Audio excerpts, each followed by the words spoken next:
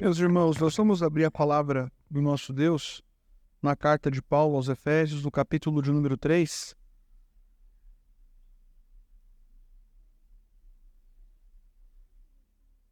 Efésios, capítulo de número 3, eu leio para os irmãos a partir do versículo 14. O apóstolo Paulo, ele registra aqui a sua oração em favor dos Efésios. Paulo orava e ele registrava as suas orações, ele escrevia as suas orações, e nesse caso ele estava preso em Roma, e da prisão ele intercedia em favor dos Efésios.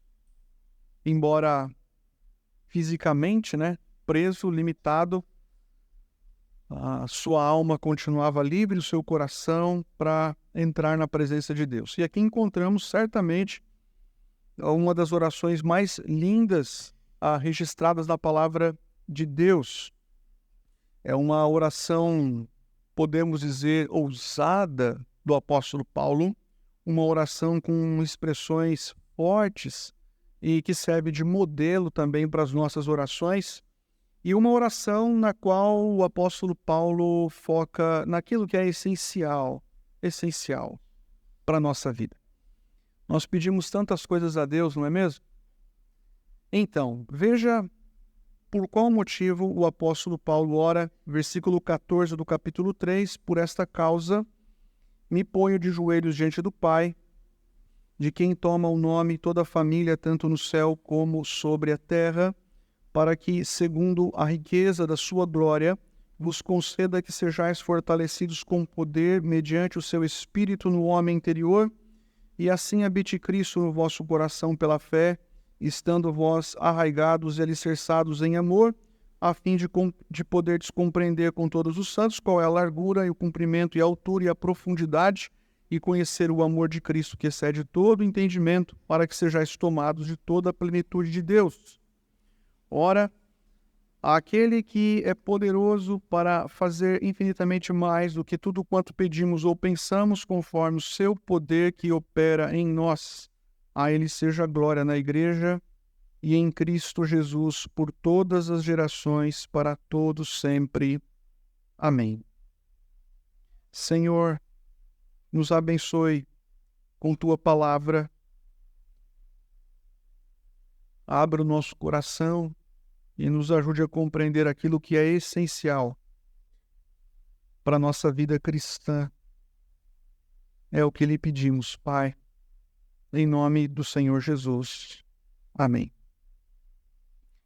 Irmãos, como eu coloquei, aqui encontramos essa oração extremamente ousada do apóstolo Paulo, e uma oração na qual ele utiliza algumas expressões bem fortes. Ele diz: sejais fortalecidos com poder, mediante o seu Espírito no homem interior, conhecer o amor de Cristo que excede todo entendimento, ser tomado de toda a plenitude de Deus. São expressões bem fortes utilizadas pelo apóstolo Paulo. Embora Paulo estivesse preso nessa ocasião, ele continua realizando o seu ministério. Veja, embora Paulo não pudesse nessa ocasião fazer as suas longas viagens levando o evangelho, ele podia, na prisão, continuar realizando a sua missão, escrevendo cartas e intercedendo pelos cristãos. Ele estava impedido de visitar as igrejas que ele tanto amava, como, por exemplo, visitar a igreja aqui dos Efésios, mas ele continuava intercedendo em favor daqueles irmãos. Ele não era impedido nesse sentido, desse acesso à presença do Pai e de colocar a vida daqueles irmãos também diante de Deus. Aliás, quando nós estudamos, irmãos, a vida do apóstolo Paulo, desde a sua conversão, nós percebemos que a vida dele sempre foi uma vida emergida nesse contexto de oração. Depois da conversão, por exemplo, quando Ananias vai ao encontro dele, ele está orando. É interessante também observar que durante as suas viagens missionárias, por vezes nós vamos encontrar o apóstolo Paulo também orando. É um ministério assim recheado, né? Transbordante de oração. E aqui encontramos, como eu disse, uma oração profunda, uma oração que contém expressões que nós não costumamos utilizar em nossas orações. Então nós vamos observar essa oração, esse padrão de oração e ver os ensinamentos profundos que encontramos aqui da parte de Deus para a nossa vida, ok? Você vai olhar em cima que está escrito Paulo ora novamente, porque no capítulo 1, verso 15 em diante, ele já havia feito uma oração e agora é a sua segunda oração, a segunda oração que ele registra aqui na sua carta. Vamos começar então, vou pedir para você olhar novamente comigo o versículo 14 e eu quero mostrar para os irmãos por qual motivo esse homem ele se coloca diante do Pai em oração. Diz assim, então, o trecho do versículo de número 14, por esta causa me ponho de joelhos diante do Pai. Ele diz assim, por esta causa eu oro. E a grande pergunta é, que causa? Por esta causa, mas que causa? A causa diz respeito a tudo que ele havia escrito nos versos anteriores. E você pergunta, o que ele escreveu nos versos anteriores? O apóstolo Paulo, nos versos anteriores, capítulo 1 e capítulo 2, ele fala sobre a gloriosa salvação que nos alcança por meio da obra de Jesus Cristo. Ele mostra como Deus, ele alcança judeus, alcança gentios, e ele une judeus e gentios para formar um único corpo que é a igreja. Ele mostra que em Cristo essa barreira ela é derrubada, e agora todos nós, por meio de Cristo, temos acesso à presença do nosso Pai. Ou seja, o foco da oração do apóstolo Paulo é a igreja.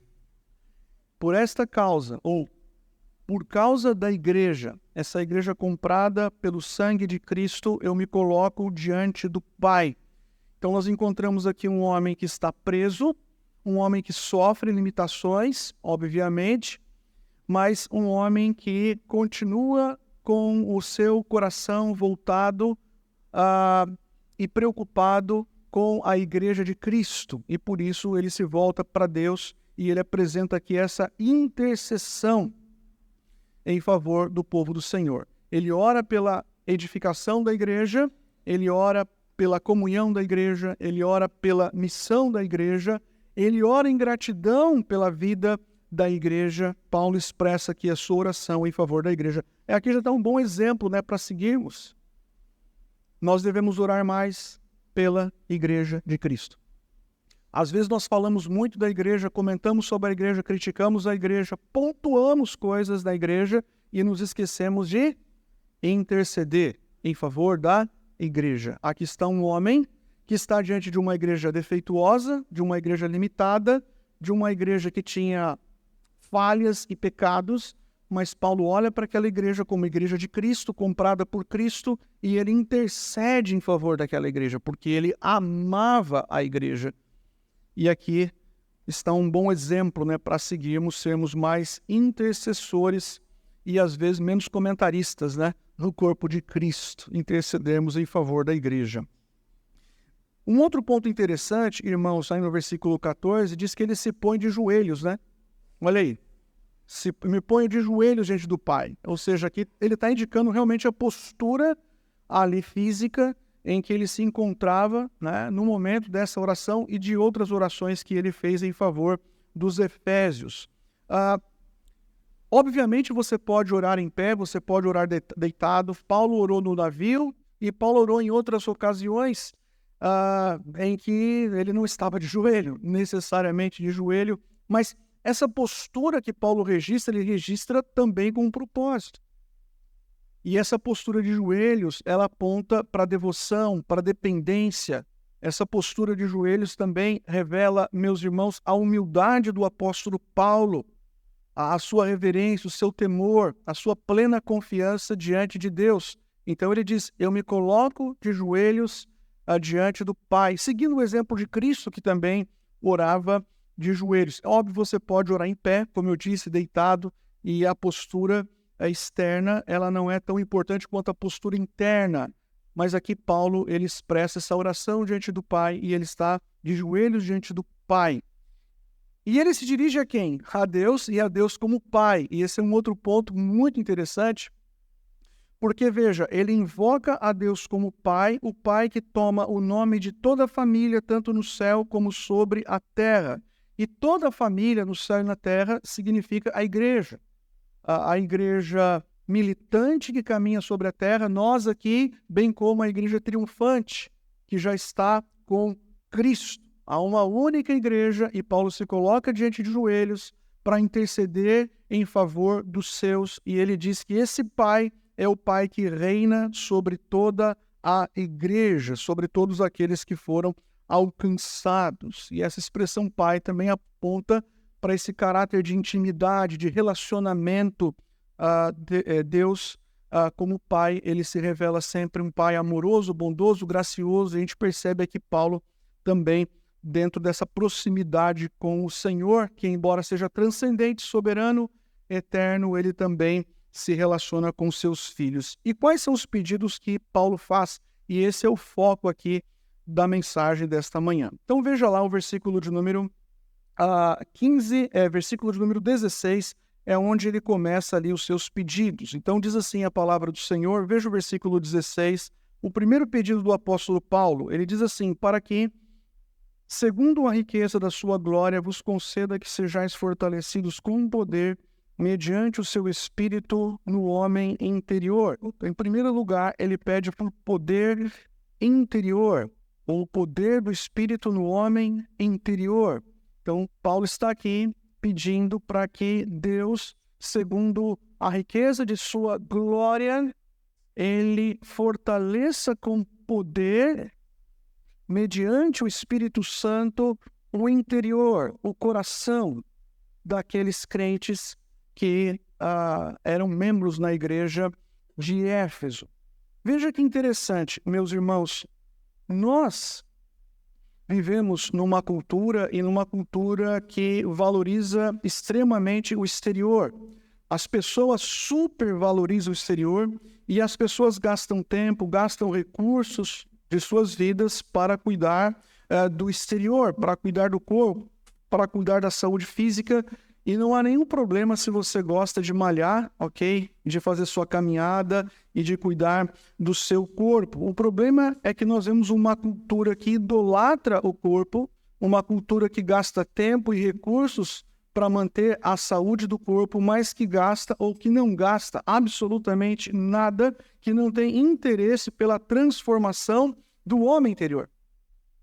E não tem nenhum tipo de interesse pela mudança que o Espírito Santo faz no homem interior, ou seja, são pessoas que às vezes gastam muito tempo com uma coisa, mas gastam pouco tempo, por exemplo, orando diante do Pai, para que o Pai os fortaleça no coração pelo poder do Espírito Santo. Presta atenção, isso é muito importante. É o poder do Espírito de Deus agindo em nosso coração, sendo manifestado em nosso coração, que produz as verdadeiras mudanças em nosso caráter. As transformações em nosso caráter, meus irmãos, e aquilo que de fato nos prepara para um dia vivermos na glória eterna, é exatamente o poder do Espírito Santo de Deus. Por isso que Paulo, quando intercede pela igreja, ele diz assim, eu oro, eu intercedo, eu estou aqui suplicando para que vocês sejam fortalecidos com poder, mediante o Espírito Santo no homem interior. Ainda que o corpo desfaleça, enfraqueça, envelheça, e todos nós vamos passar por isso, o Espírito ele é renovado, ele é fortalecido por meio da ação do Espírito Santo de Deus. Às vezes também encontramos alguns cristãos no meio da igreja que vivem desanimados. Alguns cristãos que vivem reclamando, né? E às vezes reclamando de tudo. Alguns cristãos que vivem criticando tudo. Alguns cristãos que não querem se envolver com nada, porque falam assim, não é o meu tempo de se envolver com a obra, com o reino, não é o meu tempo de servir a igreja. E às vezes esses cristãos vão se ocupando e ocupam suas vidas com coisas absolutamente inúteis. Vão acumulando tesouros sobre a terra, onde a traça e a ferrugem corroem, onde os ladrões escavam e roubam. E se ocupam de tal forma com as coisas do mundo, eu não estou dizendo coisas necessariamente pecaminosas, que acaba faltando espaço na agenda para viver uma vida na presença de Deus. Acaba faltando espaço na agenda para buscar o poder de Deus. E aqui está um excelente exemplo para eu e você seguirmos nesta manhã. Meus irmãos, nós devemos nos concentrar naquilo que é essencial para a nossa vida espiritual. Eu e você precisamos gastar mais tempo ou energia, foco naquilo que é essencial para a nossa caminhada cristã, naquilo que de fato vai transformar o nosso caráter, que vai nos preparar para vivermos na glória eterna. Nós devemos dizer como o apóstolo Paulo, devemos nos prostrar diante de Deus e falar: Senhor, tenha misericórdia da minha vida.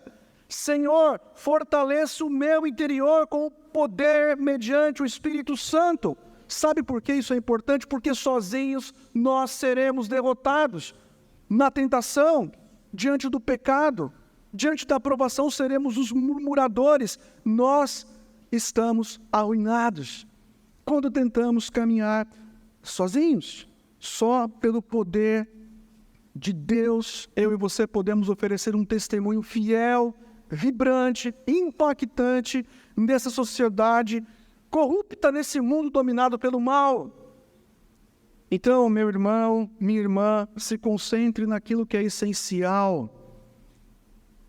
O próprio Senhor Jesus disse: recebereis poder ao descer sobre vós o Espírito Santo. Aí você fala assim: então eu já tenho poder. Veja bem, é como se você tivesse uma bateria carregada, mas dentro de você.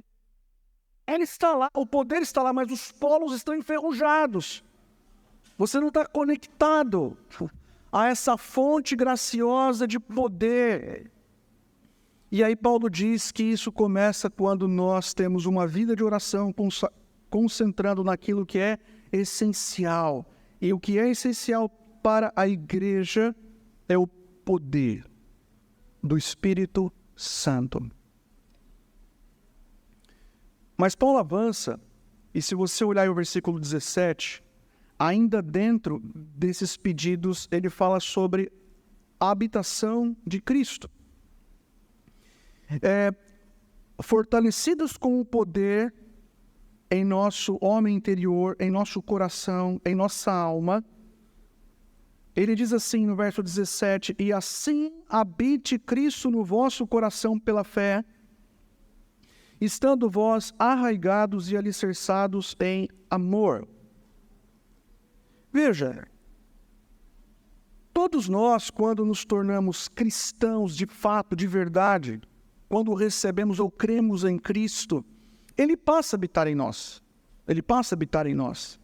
Agora vamos pensar, se Jesus estabelece residência em nós, quando nascemos de novo, por que Paulo pede aqui nessa oração, né? E assim habite Cristo no vosso coração. A questão é, nós já não somos habitados por Cristo? Cristo já não reside em nós? Por que ele diz isso, né? Habite Cristo, habitar de novo. Se nós já somos habitados, lembrando que Paulo está escrevendo para uma igreja, está escrevendo para crentes em Jesus Cristo. Preste atenção no versículo 17, esse verbo habite, o verbo habitar, esse verbo, irmãos, ele é muito forte aqui no texto. A esperança aqui do apóstolo, né, relacionada aqui a essa intercessão, é que o Senhor Jesus Cristo, ele estabeleça no coração dos efésios uma residência, mas uma residência assim plena, uma residência em todas as áreas da vida. Então veja, ele faz aqui essa oração, mas ele faz essa oração para que o coração dos efésios se torne um lar, onde Cristo possa circular livremente. Que Jesus Cristo habite no vosso coração, que Ele tenha acesso a todas as áreas da sua vida, que Ele se sinta confortável em você, por você ser a habitação dele. Então o que acontece é o seguinte: eu não sei se você já se mudou para uma casa velha e depois tem que começar a reformar aquela casa.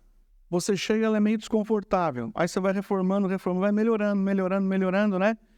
E depois você vai sentindo mais à vontade, porque você vai trocando ali o telhado, né? Você troca, pinta a casa, você troca a mobília, você vai sentindo mais confortável. Às vezes você chega na casa e não tem praticamente nada, e você vai tornando essa casa mais agradável.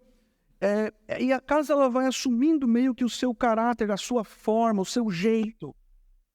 Então você não quer trocar de casa, porque aquela é a sua casa. E a gente se sente bem na nossa casa, porque a nossa casa ela reflete muito do que nós somos.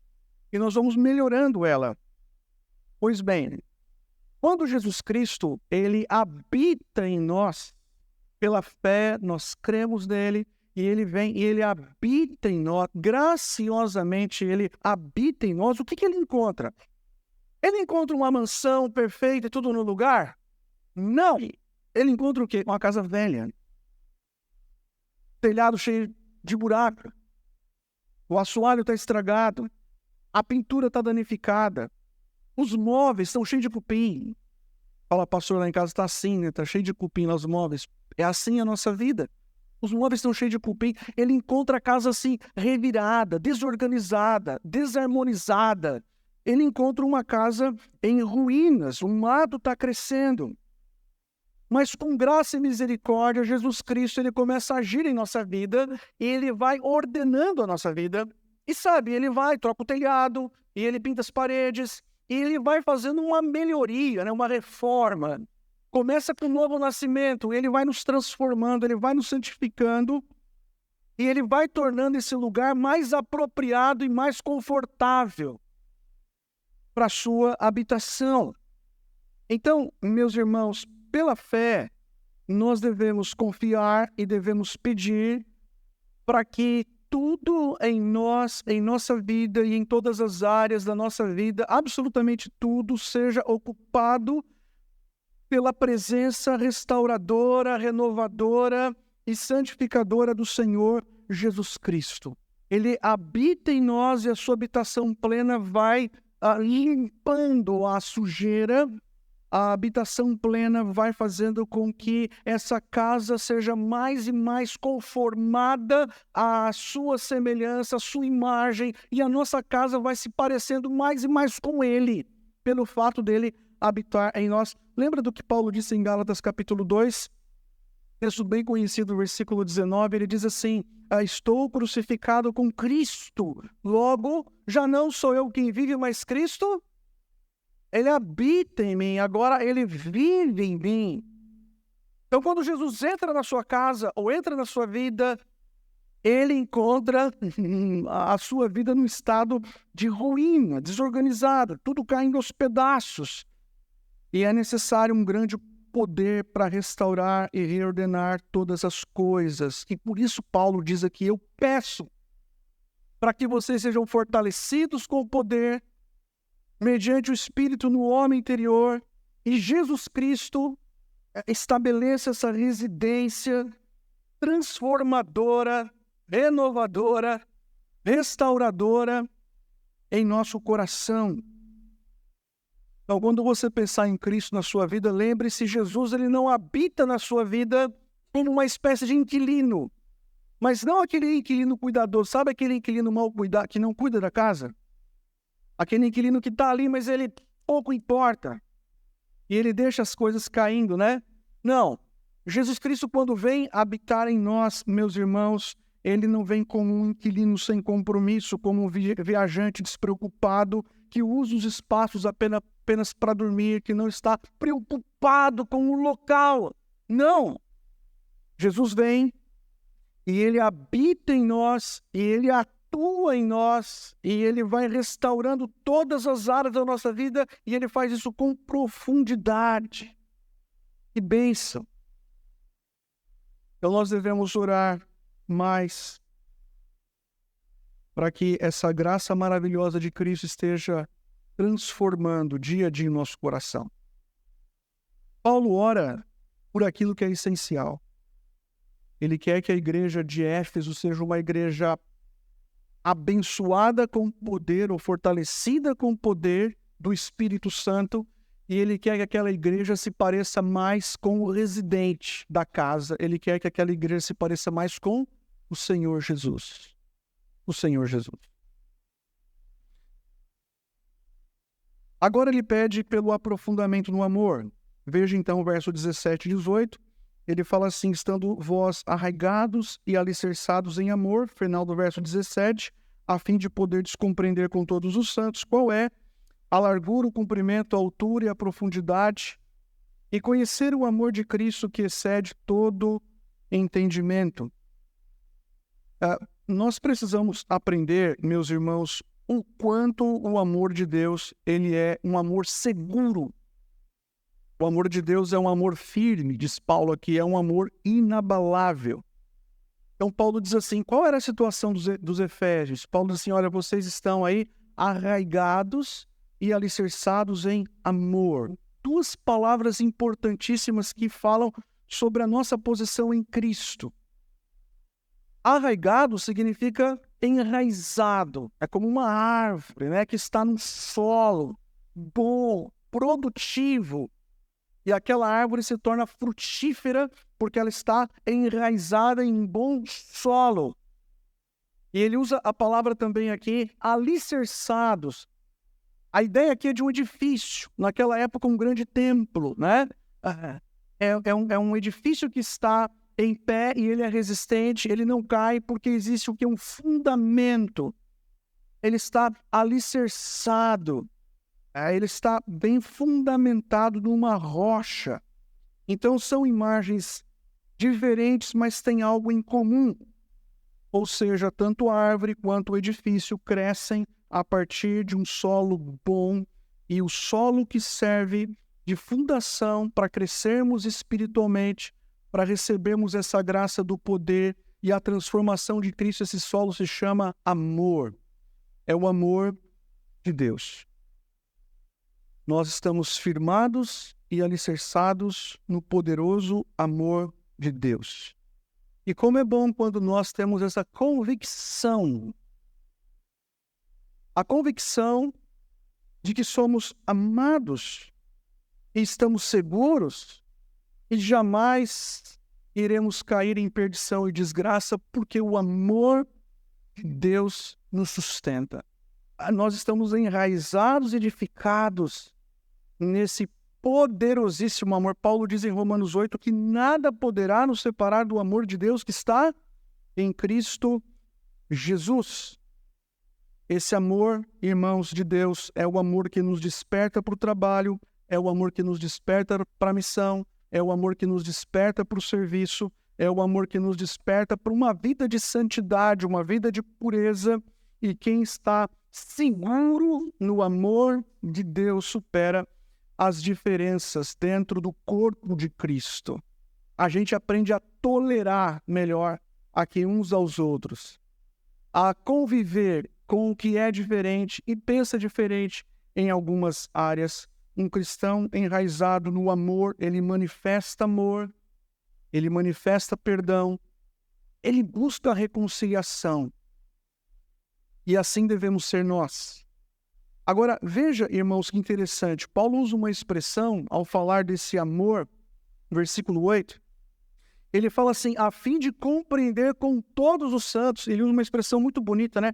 Qual é a largura, o comprimento, a altura, a profundidade, e conhecer o amor de Cristo que excede todo entendimento. O apóstolo Paulo, ele ora para que eu e você possamos aqui compreender o amor de Cristo em suas dimensões. Ele fala de largura, ele fala de profundidade, ele fala aqui de altura, ele fala aqui de largura, ele fala do comprimento, e essas dimensões apontam para o amor de Cristo. É como se Paulo dissesse, eu oro para que vocês, enraizados desse amor de Deus, possam compreender melhor como o amor de Deus é um amor inesgotável, é um amor infinito, é um amor eterno, é um amor sacrificial. Há um comentarista, o comentarista John Stott, é um pastor inglês, ele diz uma coisa interessante acerca desse versículo.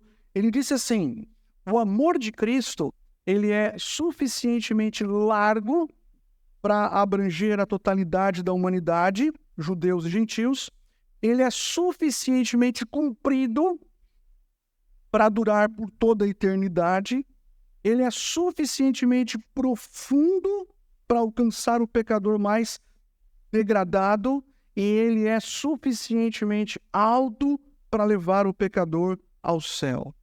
Não importa para onde nós formos, indo para frente, indo para trás, indo para a direita, indo para a esquerda, indo para o alto ou indo para baixo, nós sempre iremos nos deparar com o imensurável amor de Deus.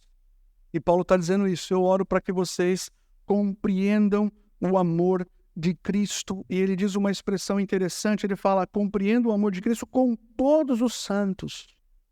Sabe por que ele diz aqui com todos os santos? Porque a gente não pode desfrutar e compreender melhor o amor de Deus isolados, em nosso canto, sozinhos. Não. A gente compreende melhor o amor de Deus quando nós estamos juntos.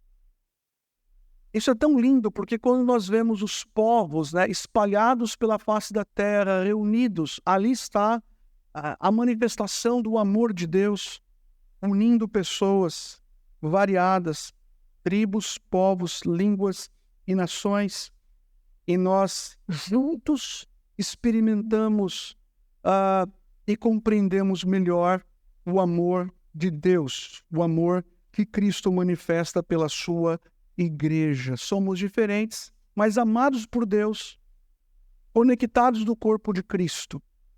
Vamos experimentando esse amor. Agora, Paulo, ele vai um pouco além, porque aí ele diz assim, e assim conhecer o amor de Cristo que excede todo entendimento. Que declaração mais bela! E conhecer o amor de Cristo que excede todo entendimento. Esse conhecimento do amor de Deus, meus irmãos, não é um conhecimento técnico apenas, tipo um conhecimento teológico, tipo você lê todos os textos da Bíblia que falam sobre o amor de Deus. Não. Essa palavra conhecer, ela é muito mais profunda. Conhecer aqui, meus irmãos, diz aspecto, a questão experimental. É um conhecimento que mexe com o seu interior, que mexe com suas emoções, que mexe com sua vontade. Pensa aqui nesse conhecimento do amor como um conhecimento que pode ser sentido. É um conhecimento que pode ser provado. Ou é um conhecimento que pode ser experimentado. É mais ou menos assim, você já se sentiu amado por alguém? Você já se sentiu amado por alguém? Mas amado mesmo. Eu estou feliz, por quê? Porque eu vejo o quanto eu sou amado por essa pessoa. E você consegue experimentar em seu interior, experimentar, provar, sentir. Aquilo mexe com as suas emoções, porque você está sendo amado por outra pessoa. Você é tão amado, aquela pessoa talvez faça um ato sacrificial em favor da sua vida. Você fala, nossa, como eu sou amado. Ou como eu sou amado, você experimenta aquilo. É mais ou menos o que Paulo está dizendo. Que essa nossa relação com Deus é uma relação que vai se tornando profunda, profunda, profunda. E nós passamos a conhecer, ou a experimentar, a provar lá no profundo do nosso coração o amor de Deus por nós. É uma coisa que mexe com a gente. Você chega àquele ponto que você fala, nossa, mas Deus me ama a esse ponto. Ele enviou o seu filho para morrer por mim e agora eu tenho a garantia da vida eterna, eu tenho o perdão dos meus pecados, eu tenho livre acesso a Deus.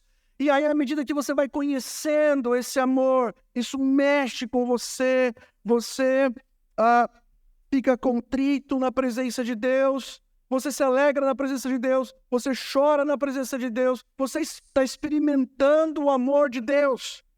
A verdade, meus irmãos, é que poucos de nós experimentamos esse amor.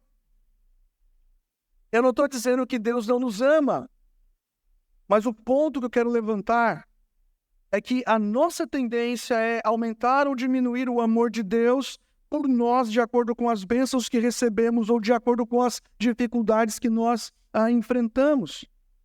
Mas Paulo está dizendo aqui que o amor de Cristo ele é maravilhoso e é um amor que excede, né? o nosso entendimento. É como se esse amor excedesse assim, a compreensão humana. Como se Paulo dissesse, não dá para pegar uma régua e medir esse amor. É um amor que extrapola tudo, é imenso.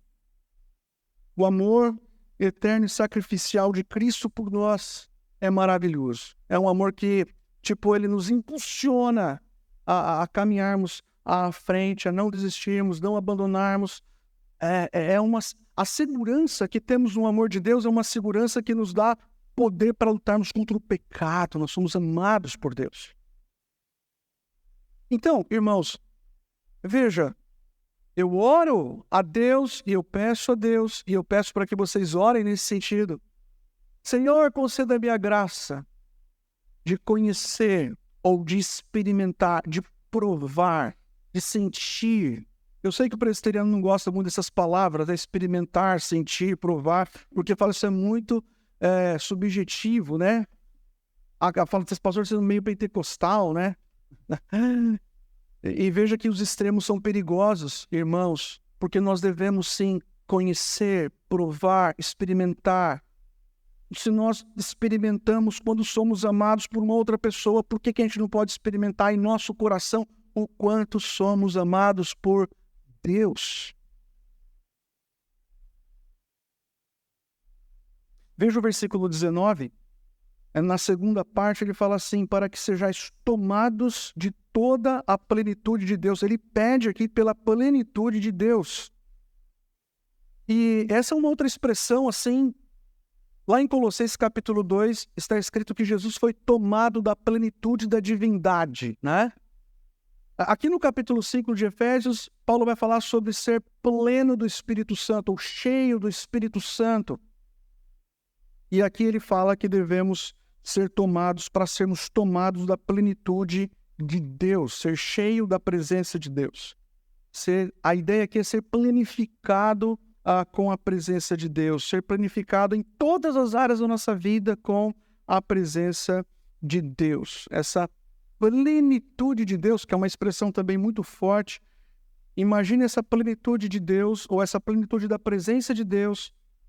Pense nisso transbordando dentro do seu coração e essa plenitude de Deus transbordando na sua vida e produzindo uma vida de santidade, produzindo pureza, produzindo mais semelhança com Cristo. Irmãos,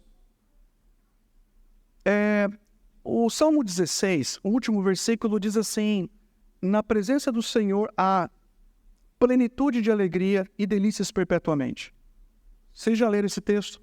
Creio que algumas vezes. Ou nunca leu, acabou de ouvir agora. Plenitude de alegria e delícias perpetuamente. Isso está se referindo a prazer, a deleite. Isso se refere a uma satisfação. E quem é tomado por essa plenitude de Deus, experimenta sim em sua vida esse deleite, esse prazer, essa alegria espiritual, consegue desfrutar desse contentamento, dessa satisfação que não depende de realizações terrenas. Você está lá no meio do caos, como Paulo estava, e Paulo lá no meio do caos, ele diz o que? Aprendi a viver contente em toda e qualquer situação. Ele está no caos, ele está preso, mas ele consegue mesmo ali desfrutar dessa presença que alegra o seu coração. Há muitas coisas boas que alegram o nosso coração nessa vida, mas você sabe qual é o melhor e maior presente que Deus te oferece? O maior presente que Deus te oferece é Ele mesmo. Ele mesmo é o maior presente que a gente pode receber, o nosso tesouro. E aqui, caminhando para o final, Paulo registra aqui, irmãos, no finalzinho aqui no versículo 20, né?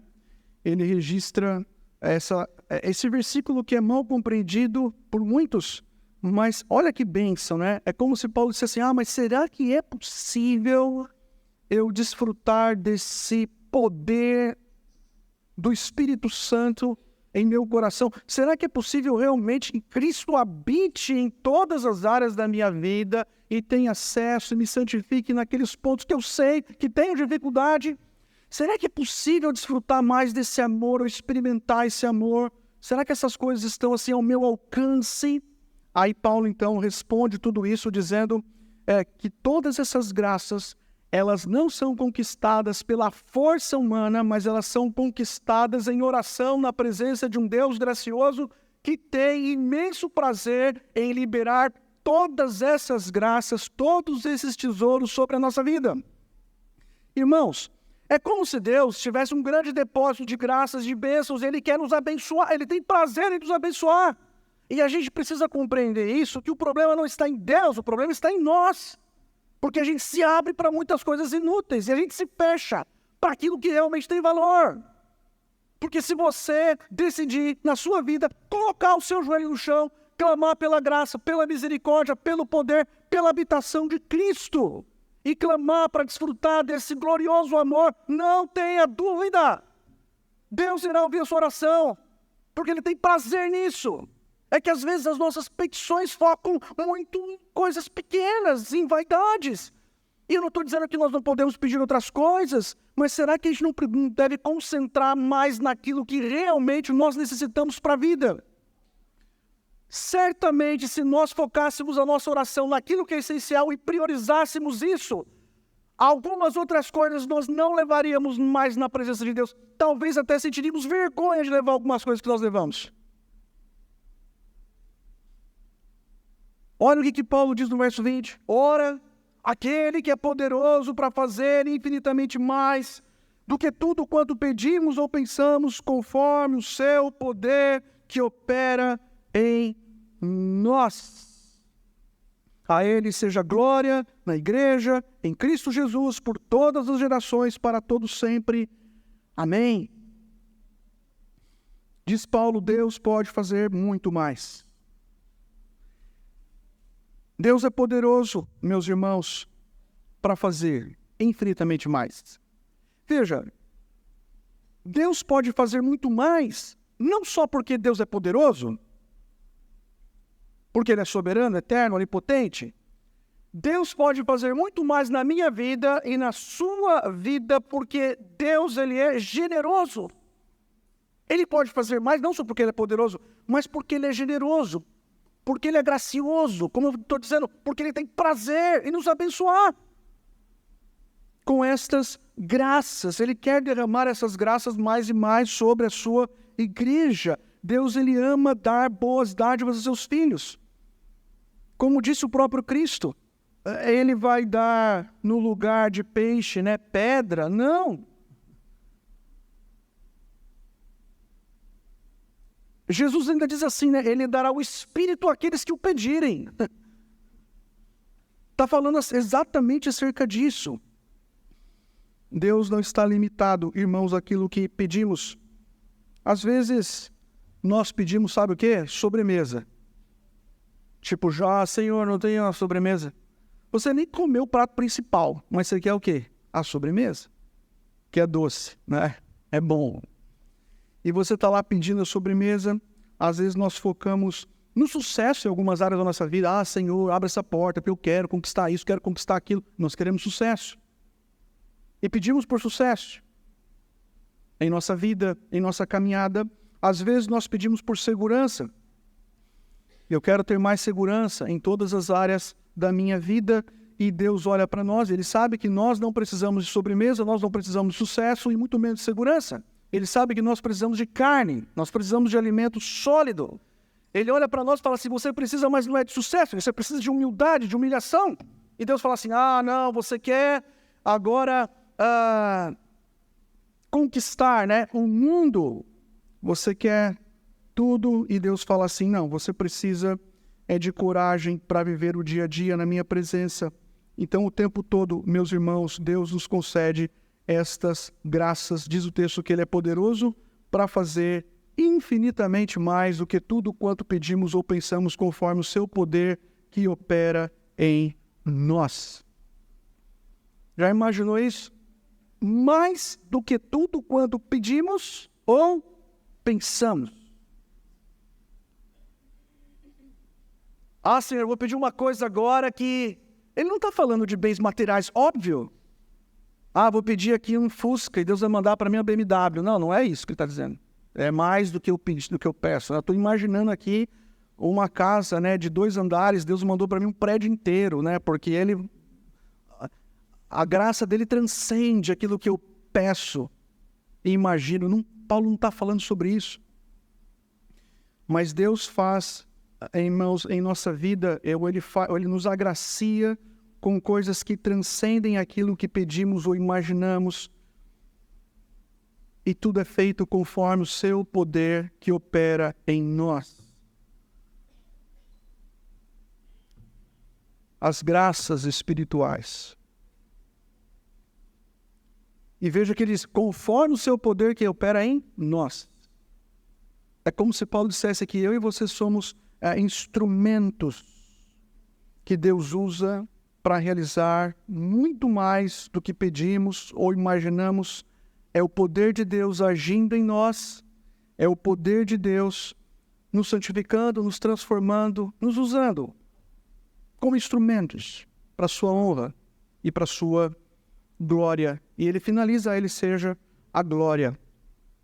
Nós, irmãos, levamos esse pedido a Deus em oração e nós queremos experimentar todas essas graças em nossa vida.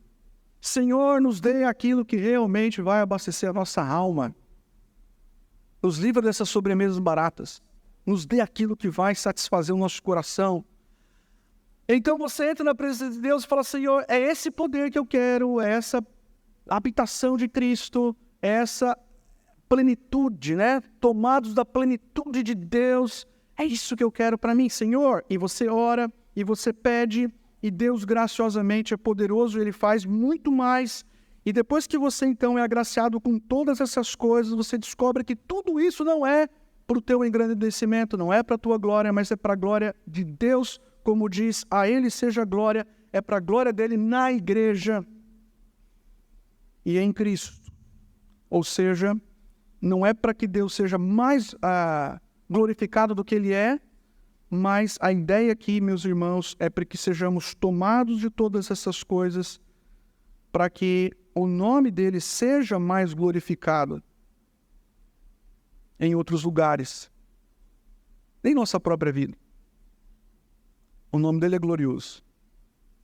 Tem uma frase, e eu encerro com essa frase, encerro de verdade agora, mas tem uma frase que eu ouvi de um pastor presbiteriano, o pastor Ageu, essa semana, de um pastor puritano, e essa frase é uma frase muito bonita, e eu ouvi essa frase e falei, nossa, mas que frase profunda, né? E eu ouvi essa frase citada por esse pastor, até me senti meio mal, né? Falei, meu Deus, isso aqui meio deu uma humilhada, né? Fiquei meio assim, encolhido. Falei, meu pai, que frase impactante. Querem saber qual que é a frase? Sim. São 5 folhas a frase, vou começar agora. Uma frase curta, mas que traz uma mensagem profunda. Presta atenção. Thomas Guthrie, ele disse o seguinte: se você perceber que ama qualquer deleite mais que a oração, qualquer livro mais que a Bíblia, qualquer casa mais que a casa de Deus, qualquer ceia mais que a ceia do Senhor, qualquer pessoa mais que a Cristo, qualquer satisfação mais que a esperança do céu, fique preocupado. Entenderam? Profunda a frase, não é? Mas será que eu posso chegar nesse nível, pastor? Sim, você acabou de ouvir isso. A começar em mim. Porque essa mensagem, obviamente, ela é para mim, em primeiro lugar, e para toda a igreja de Cristo. Feche os seus olhos, Pai. Às vezes concentramos em nossas orações coisas tão fúteis, Pai. Obviamente o Senhor é gracioso, misericordioso, e o Senhor nos ouve sempre e acolhe as nossas orações, mas nós queremos, ó Deus, subir um degrau a mais e queremos pedir por aquilo que realmente é essencial. Queremos concentrar, ó Deus, as nossas orações naquilo que trará peso de glória. Ó Deus Todo-Poderoso, nós suplicamos nesta manhã, ó Pai de amor, Fortalece, ó Deus, esta igreja com poder. Que o homem interior de cada irmão, que o coração, a alma de cada irmão, ó Deus, em nome de Jesus, seja fortalecido pelo poder do Teu Espírito Santo, Pai. Que essa igreja seja uma igreja transbordante de poder.